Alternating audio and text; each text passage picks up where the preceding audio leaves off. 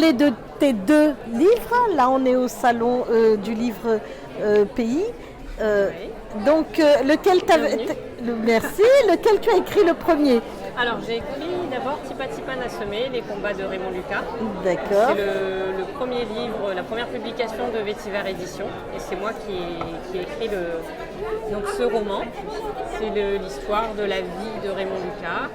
Ici présent, voilà, qui nous fait l'honneur et le plaisir d'être ici aujourd'hui. Donc ça raconte un peu tout le parcours de Raymond, sa vie, son parcours politique, son expérience professionnelle d'enseignant, voilà, sa vie familiale, ses rapports avec son père, avec ses enfants, avec sa femme. Et voilà. Comment vient l'idée d'aller le chercher pour aller l'écrire et écrire? Quel a été le déclic? Vous le connaissiez déjà avant? Oui, je connaissais Raymond par le passé parce que j'étais journaliste au quotidien. Je travaillais souvent avec lui voilà, sur des sujets botanique.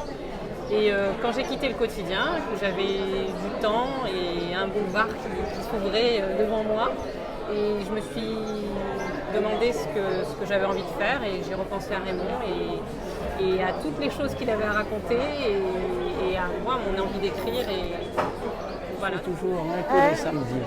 D'accord. Où ça?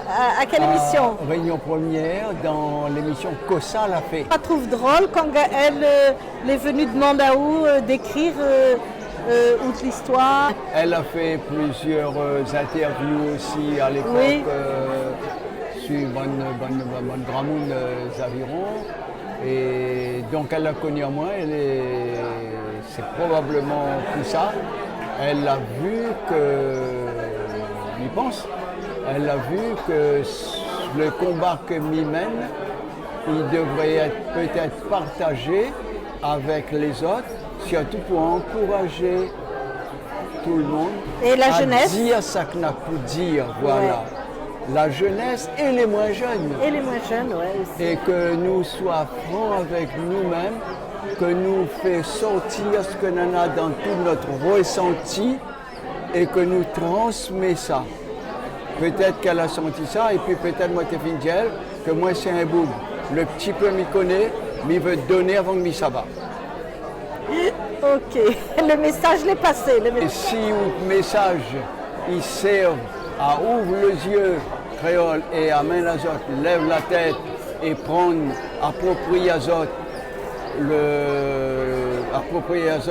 le fait qu'il faut que c'est nous qui sauvons notre île, bien qui sûr. sauvons notre patrimoine. Bien il ne faut pas nous la peur, il faut nous penser, il ne faut pas nous manquer de courage, il faut nous ça va. Exactement, c'est sûr. Merci, à bientôt. Voilà le message que je vais dire. Le dernier né de Vétiver Édition, c'est Vétiver Bourbon, un patrimoine en péril. Donc on change de registre. Là, c'est un livre photo, un beau livre photo, que j'ai écrit, et les photos donc, sont de Marc Roussel. Donc là, il s'agit plus d'un livre documentaire sur un patrimoine en voie de disparition, qui est le Vétiver. Oui, on voit un patrimoine en péril. Voilà. L'idée, c'est de montrer aux gens que le vétiver a existé, que la culture du vétiver a existé, pas seulement la culture au sens agricole, on va dire, mais la culture au sens large, parce que le vétiver, c'est une culture beaucoup plus large. On a utilisé le vétiver pour construire les maisons à l'époque, les paillotes. On l'a utilisé pour fabriquer les objets du quotidien aussi, les objets de tous les jours, comme des chapeaux, par exemple. Et puis, le vétiver, c'était bien sûr l'essence de vétiver qu'on produisait à La Réunion pour les parfumeurs de dehors, des grands parfumeurs français et internationaux. Et aujourd'hui encore, ces parfumeurs sont à la recherche de vétiver Bourbon, mais il n'y en a plus en fait. Ah, dommage.